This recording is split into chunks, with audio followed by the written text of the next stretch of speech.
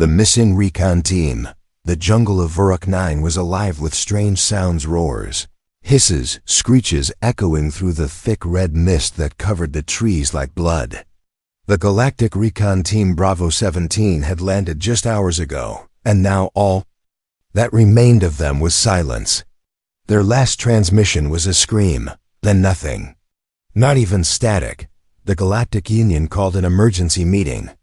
The council room was full of different alien species, some with glowing eyes, others with tentacles, and a few who constantly wore breathing suits. The screen above showed the last image sent from Vuruk 9, a creature nearly 10 feet tall, covered in spiked armor and dripping with blood.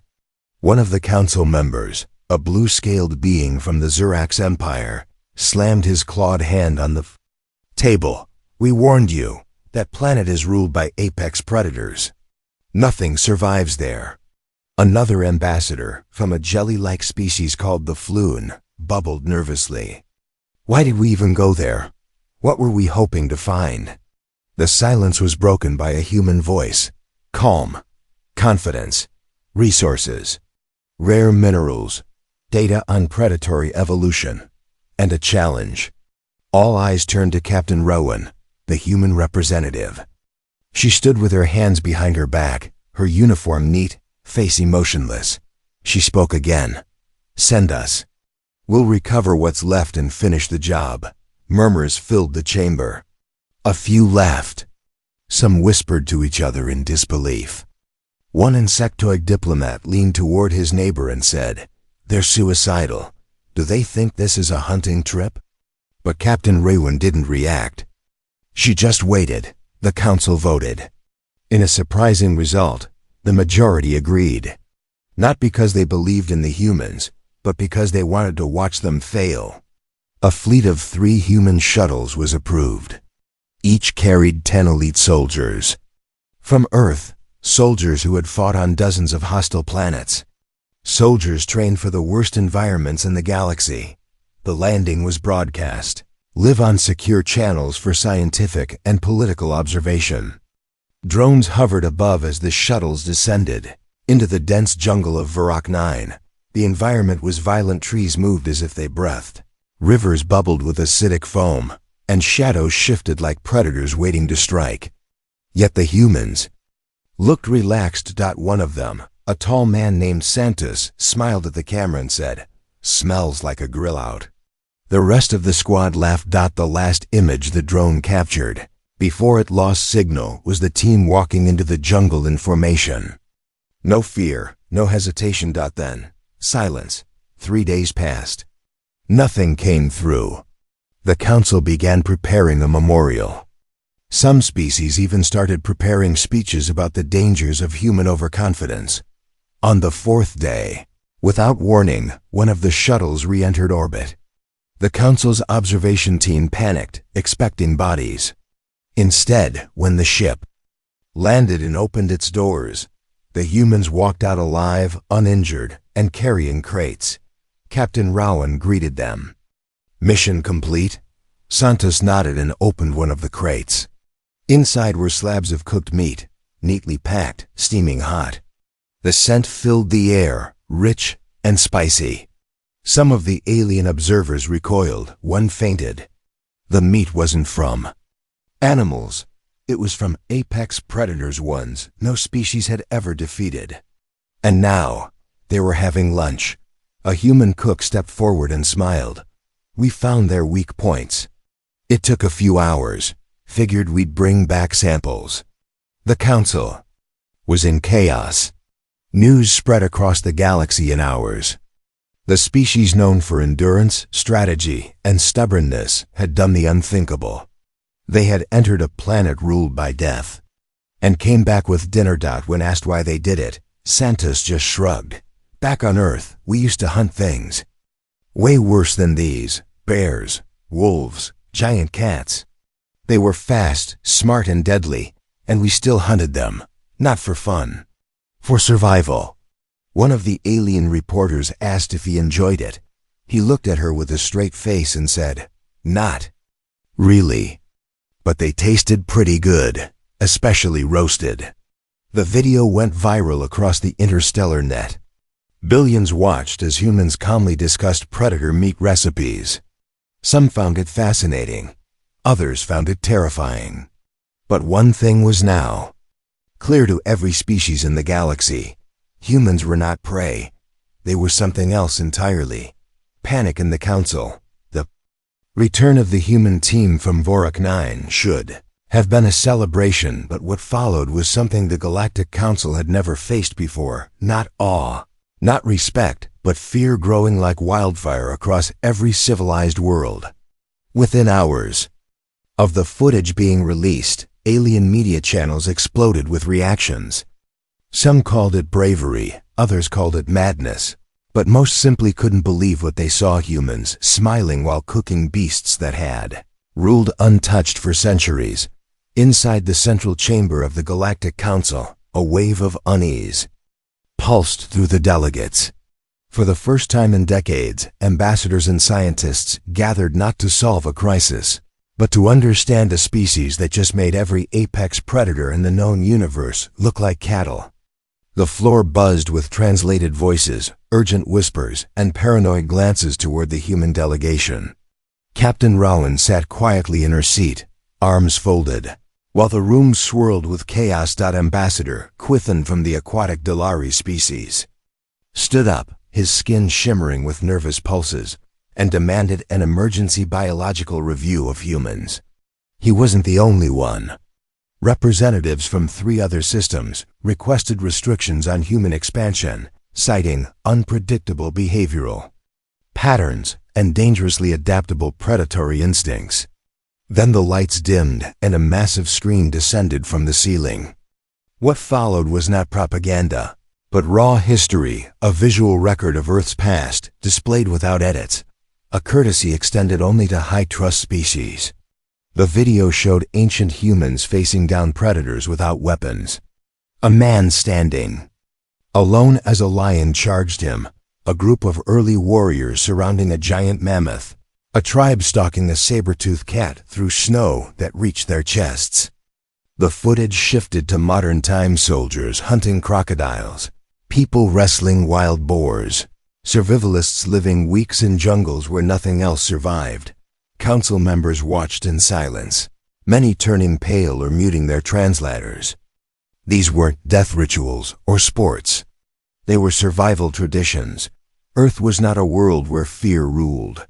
It was a planet where even the deadliest animal was just another meal if humans were hungry enough. And they were always hungry. Scientists from the insectoid Skarn people whispered into her mic. They evolved by challenging death every day. Their ancestors didn't hide from danger, they chased it. I captured it, and taught their children to do the same. That whisper reached every ear in the room. Another ambassador tried to lighten the mood and joked, "Surely they have limits. Even humans can't eat everything." Captain Rowan leaned forward and spoke calmly into the council mic, her voice even, almost bored. "Give us a name, a species, a beast. We'll try it by tomorrow." The room fell silent again. Her words weren't a threat. They were a statement of truth. Back on Earth, the media didn't slow down. Cooking shows began featuring segments like alien predator stew and jungle beast kebabs. Human chefs smiled on camera while explaining how they marinated meat from something that once killed a Zurak scout ship. Memes flooded the network. One showed a human with a fork and knife facing off against a snarling alien monster. Caption: "Lunch." But not everyone was laughing. In hidden channels, certain species began to meet. Leaders of predator-dominant worlds, once feared across star systems, now faced a reality they couldn't accept. Humans weren't just hunters. They were the only species who treated apex predators like appetizers. And worst of all, they didn't do it for conquest or trophies. They did it because it was normal. The fear became real when a high-ranking alien general from the Rinnoc species gave an urgent transmission. His face was half-shadowed, voice trembling as he spoke to his home world. "Cancel all plans to challenge or invade human territories. I've reviewed the reports. I've seen their expressions when they talk about danger. It's not exciting. It's comfortable. They're not adjusting to death worlds. They grew up on one. He paused and then added, if humans smile at you and invite you to dinner, run. Meanwhile, deep in the heart of the jungle on Varak 9, the beasts that once ruled in silence were now quiet for another reason. Traps still smoked in the undergrowth. Human boot prints marked the earth. And somewhere the apex predator of that world, one that had never tasted defeat, watched from the trees, wide-eyed and trembling, for the first time in its life, unsure if it was a hunter or hunted. The challenge from Karnax across the stars. Fear was becoming a quiet echo in the minds of many species, but there was one race that did not fear humans, not because they respected them, but because they believed in something older than fear, something called dominance. The Karnax had ruled for thousands of years as living weapons, their society built on blood, honor, and the strength to devour anything weaker. To them, humans were a funny story, a strange tribe of soft skins who thought cooking meat made them dangerous.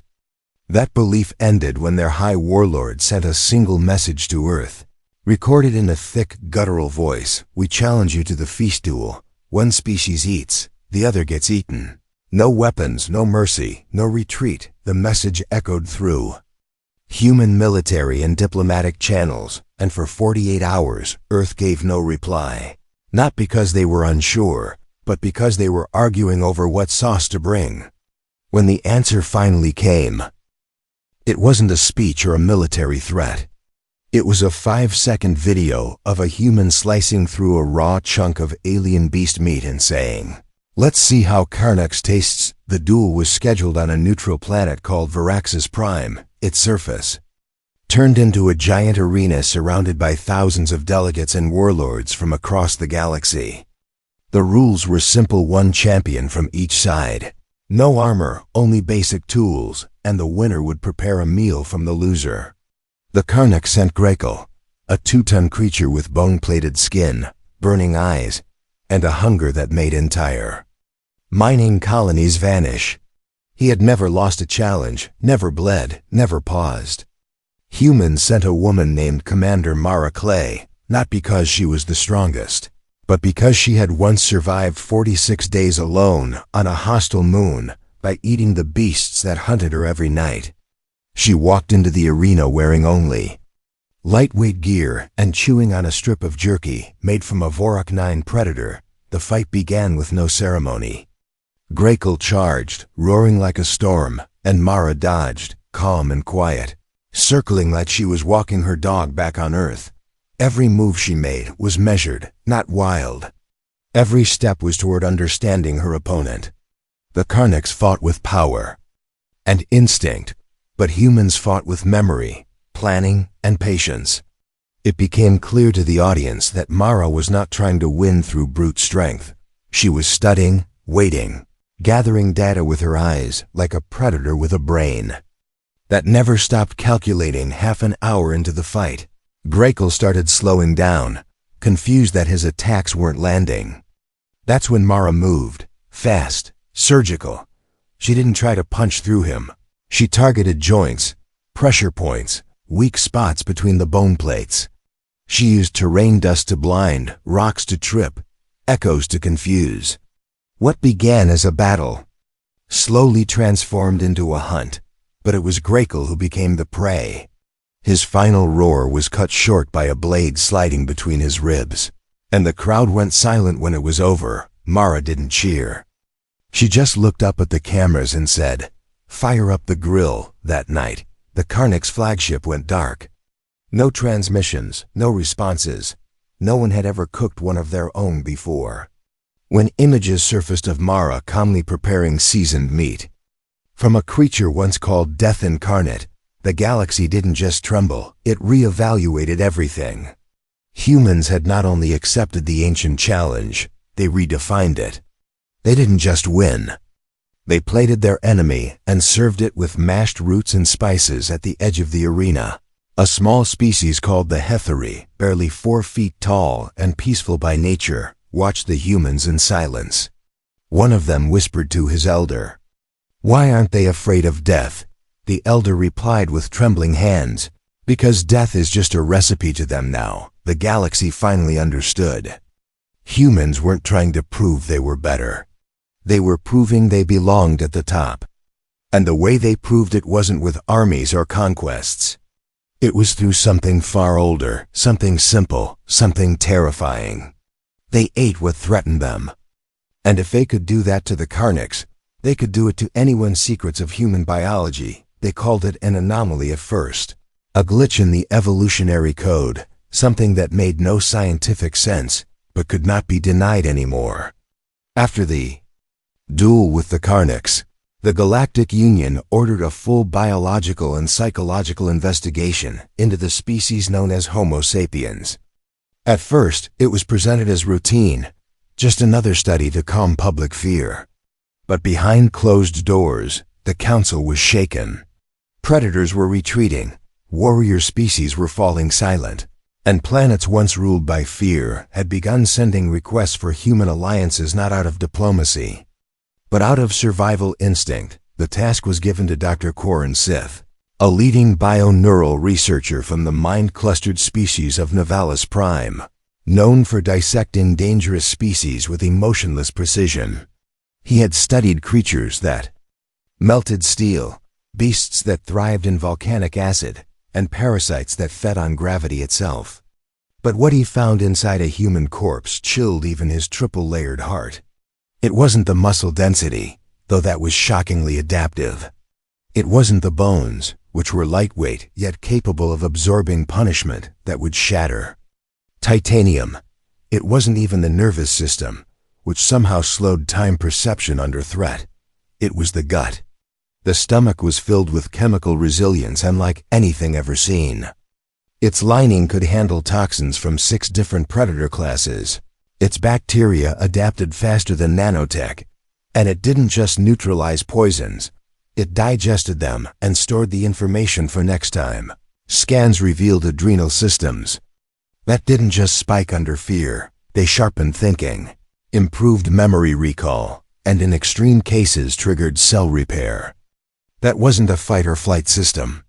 It was a fight smarter and heal after system. Human biology wasn't built for dominance. It was built for escalation. The more they suffered, the more they adapted. The more danger they faced, the more efficient they became. They didn't fear death because their bodies were engineered by millions of years of chaos to see death, not as an ending but as a puzzle to solve. But it wasn't just the physical. Dr. Sith then turned his attention to their psychology. He interviewed soldiers, explorers, and civilians from Earth, hoping to find the root of their aggression. Instead, he found humor, sarcasm, memories of trauma turned into jokes, survivors who laughed about frostbite, children who made games out of danger, chefs who smiled while seasoning meat from creatures that once stalked them in the night. Humans didn't just cope, they converted fear into power.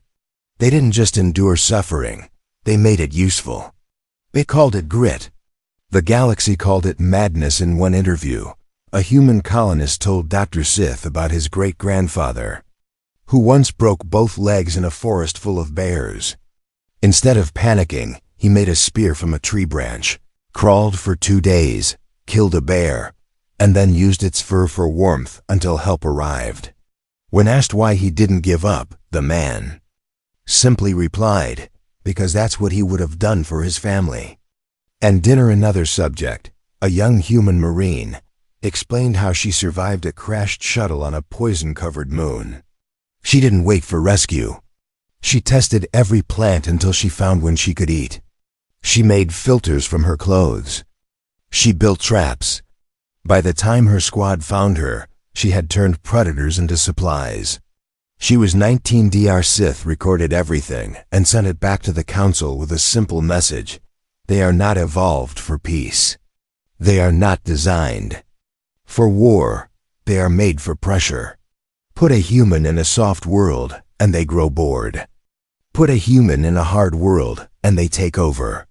Pain sharpens them, threats grow them, and fear feeds them. They don't hunt because they must. They hunt because they learned long ago that everything can be hunted if you just refuse to die. The final straw came when the lab results confirmed something unbelievable. Human taste receptors were flexible. They could adjust to new biochemicals, meaning they could grow to enjoy flavors from creatures that would cause vomiting or paralysis. In most other species, the phrase used in the final report was chilling. Given time, humans can learn to crave anything they survive. Even apex predators, the report was marked top security and locked away. But it was too late. Rumors leaked. Whispers spread. In markets, across distant colonies, traders began refusing to sell meat if it had passed through human hands. On jungle planets, top-tier predators fled at the scent of humans. On frontier outposts, guards asked for human allies not for protection, but because they believed no predator would dare approach if a human was nearby across the stars. A new fear was forming, not of human weapons or ships, but of human kitchens. Of human jokes, of the quiet way they looked at monsters and wondered aloud if it would taste better smoked or fried. The predator uprising. Fear does not stay quiet for long, and pride does not die without a fight. Across the galaxy, on dead worlds, jungle-covered moons, and volcanic highlands, apex predator species who once ruled with fangs, claws, and unstoppable strength began to whisper among themselves. For the first time in history, they shared something. In common humiliation, the humans had stepped into their dens, walked through their sacred hunting grounds, and left not with scars, but with trophies and leftovers packed in metal boxes. The news stung more than any blade. Predators who once fed on the weak were now being studied, hunted, cooked, and described in culinary books with spice levels and side dish suggestions. It began slowly. One species, the Krogoth, sent out a signal to others like them, those who hunted, those who stalked in silence, those who believed strength must remain sacred. A plan formed in the shadows, not to challenge humanity in the open, but to end them all at once. No honor duels, no warnings, just swift coordinated destruction across every human colony in the Outer Rim. 7 predator species swore blood oath, under twin suns, promising that before the next star cycle, the name of humanity would be wiped from every record, every memory, every taste bud. They launched the first wave at midnight, targeting 14 colonies, assuming they would catch the humans sleeping, unaware, defenseless. But humans do not sleep like other species. They sleep light. They sleep with one ear open. They sleep with weapons near their beds and boots ready to slip on. They sleep prepared. The predators landed with roars and howls, only to find silence. No alarms, no screams. Just flickering lights, humming fences, and doors that locked behind them instead of in front. They had walked straight into traps, but these were not just war traps, they were hunting traps. Mechanical pits disguised under alien sand. Lures made from recorded predator calls. Explosive bait mixed with meat they couldn't resist in one colony. A pack of Rethul stalked through a dark tunnel, thinking it was a food storage zone. It was a smokehouse. Moments later, the vents ignited. Flames surrounded them. Gas filled their lungs. One stumbled out, only to be met with the barrel of a human chef's shotgun. Apron still on, as he calmly said, "You picked the wrong kitchen." In another outpost, a group of Krogoth warriors broke into a command center, expecting scientists. They found human teenagers holding hunting knives, standing calmly beside mounted heads of beasts 3 times their size. One teen tilted her head and said, "This one's smaller than the last." They didn't scream. They didn't run. They hunted back. The second wave of predator attacks never arrived. The leaders vanished. Their ships disappeared mid-jump. The survivors who crawled back home told stories not of combat, but of being outsmarted, outpaced, and worst of all, outcooked. One described how humans had used a lure made from the scent glands of their own species, turning predator instincts into weaknesses. Another said the humans used sound, mimicking wounded prey calls to draw them in before collapsing caves on top of them.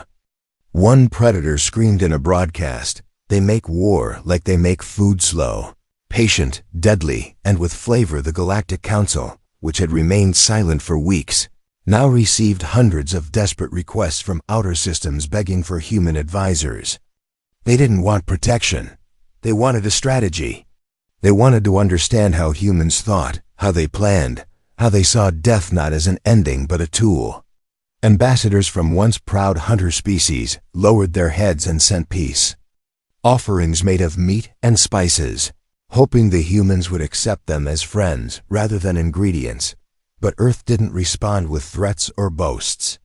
They simply opened new trade routes. They started exporting cookbooks. They built restaurants in orbit. And the signs outside didn't say welcome or peace. They said taste fear. Inside, you could see humans smiling, preparing dishes based on creatures the galaxy once worshipped as untouchable. A Karnak shoulder roast, a Rethul rib platter, a Krogoth tail stew. Each meal came with a story of the hunt, and sometimes, if the chef was feeling generous, a warning. One of them leaned over a counter and said to a visiting ambassador, "You should try this before it goes extinct somewhere deep in space." On a moon soaked in silence, the last living high predator sat alone in his den. He watched the footage. He listened to the laughter. He replayed the moment a human woman looked straight into the camera and said, "We're not predators. We're the next step." He closed his eyes and realized something that chilled every bone in his body. The humans were not hunting for food. They were hunting for legacy. They didn't want to rule.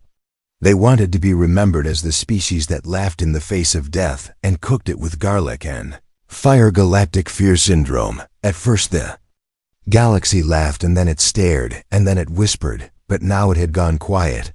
Not the kind of silence that brings peace, but the heavy pause that comes when something deep inside you realizes it might be living next to something it never truly understood.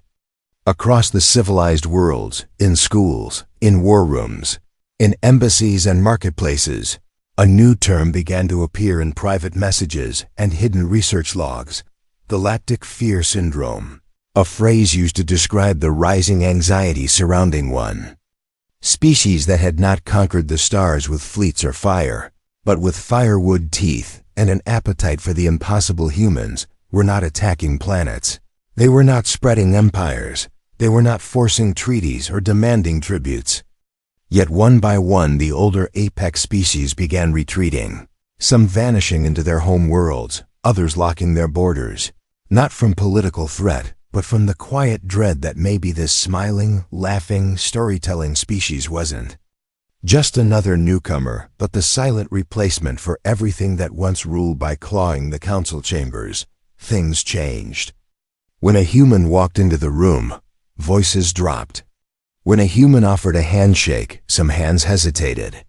When a human smiled and said, "Let's share a meal," others wondered if they were the meal. No one said it out loud, but everyone felt it. How could a species cook what others feared, survive what others fled, and laugh while doing it? Was this friendliness a trap? Was their kindness just a sharp knife hidden behind humor? The paranoia grew slowly, then quickly, then all at once. A diplomatic probe was sent to Earth, a peaceful visit to understand their culture better. The mission included scientists, historians, and peacekeepers from 7 different species, all carefully selected for neutrality. They arrived in orbit expecting military escorts and formal welcomes, but instead they were greeted by children waving from fields, musicians playing near rivers, and families offering food with laughter and open arms.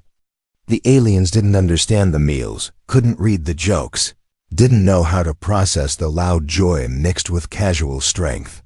A young Dalari biologist noted in her report that humans do not separate survival from celebration. They survive by celebrating, they heal by laughing, they dominate by sharing their stories around fire. But one moment stayed with the entire delegation forever. During a dinner in a village beneath the mountains, One of the alien guests asked an elder human how Earth had produced such survivors.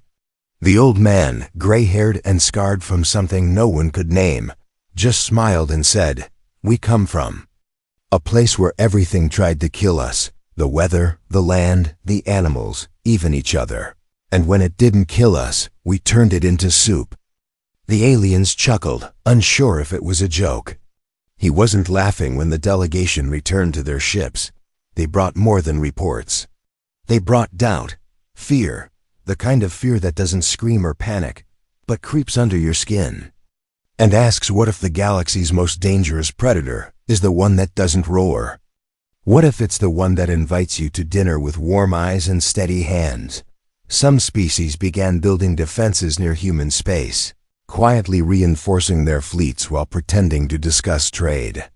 Others started internal programs teaching their young how to resist psychological warfare disguised as friendliness. A few proposed secret alliances to keep humanity in check. But none of it felt right. None of it felt safe. Because the truth was already loose in the stars, and no one could unsee it. Humans had faced the worst monsters in the galaxy and served them on a plate. They had walked through death worlds and came back with recipes. They didn't need to invade. They didn't need to rule. All they needed to do was be human, and somewhere in a dark system thought long extinct, a signal pulsed through space. Not a warning, not a challenge, but an ancient call sent by one of the last pure predator species in existence. They had watched from the shadows, refusing to speak, refusing to believe what they were seeing. But now they had decided. They would come to Earth, not to fight for dominance or pride, but to erase the planet from the map before humanity became something the galaxy could never survive. Because when the food chain breaks, the only way to stop the new top is to end the hunt forever. Last feast, the signal traveled across the stars like a whisper carved in stone, and it reached the ones who had not spoken in 1,000 years, not because they were weak or hiding, but because they believed. The galaxy had grown soft and dull, and filled with prey who called themselves civilizations. They watched the rise and fall of empires from deep, within black holes and icy moons, feeding only when they wished and never caring for alliances or rules, because they were not born to live. With others, they were born to rule the food chain. When the signal said one word, Earth, they did not question it. They did not plan. They did not debate. They simply began moving their ships. Not made of metal, but bone and heat, old things that should not fly, still soared in silence, their weapons not shaped, but grown, their minds not trained, but inherited. They were the first predators, and in their minds, they would be the last. As they neared Earth, they blocked all transmissions from the planet. They didn't send warnings. They didn't care about surrender. They came to end a threat before it could grow any larger, to erase the mistake the galaxy had allowed to thrive for far too long, and they expected screaming. They expected panic. They expected the smell of fear to rise from the blue world like smoke. But Earth didn't panic. Earth didn't scream. Earth smiled. First attack fell like a hammer. Thousands of burning pods tearing through the atmosphere, landing in forests, deserts, cities, mountains. But what stepped out from those pods wasn't ready for what stepped forward from the human side. No grand armies, no alien tech, no golden armor, just people in boots with sleeves rolled up, faces, dirty hands steady, some holding guns, some holding torches, some just holding nothing, but still walking forward like they had seen worse and didn't care what came next. The predators were fast, sharp, ancient death itself, wrapped in claws and instinct, but the humans didn't fight. To win, they fought like it was breakfast before work, like it was a chore before lunch. Like violence wasn't trauma for them, but routine. They didn't roar, they didn't growl, they just hit harder, moved faster, adapted quicker, and when they fell, they laughed and got up again. And when they bled, they wiped it off and said, "Now you've made it interesting." One of the oldest among the predators managed to breach a human base, deep in the Arctic, expecting cold steel and high tech. Instead, it found an old woman cooking soup.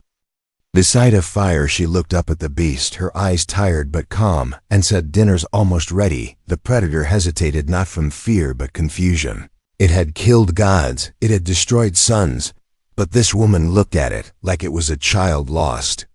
In the snow, then a little boy stepped out from the shadows, holding a stick, not a weapon, not a tool.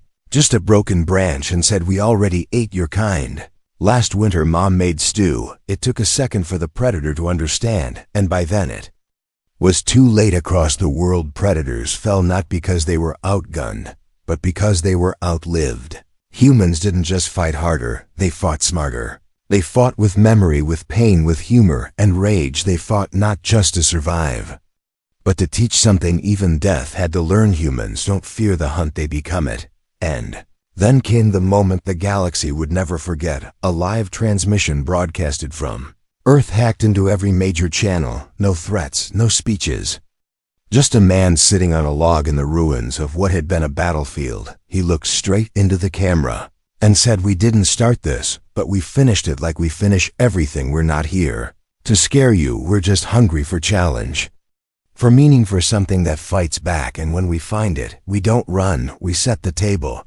Then he stood up, walked away, and behind him was a burning alien beast slowly cooking on a spit above a fire. And someone off-screen asked, "What's for dinner?" And another human voice answered, "Predator stew again. Tastes like chicken." After that, the predators didn't return, not the ancient ones, not the new ones, not the ones who once ruled the stars. They left Earth alone, not out of fear, but out of respect, the kind you give to something you can't quite understand, but know better than to test again. The galaxy adjusted. It stopped calling humans allies or enemies.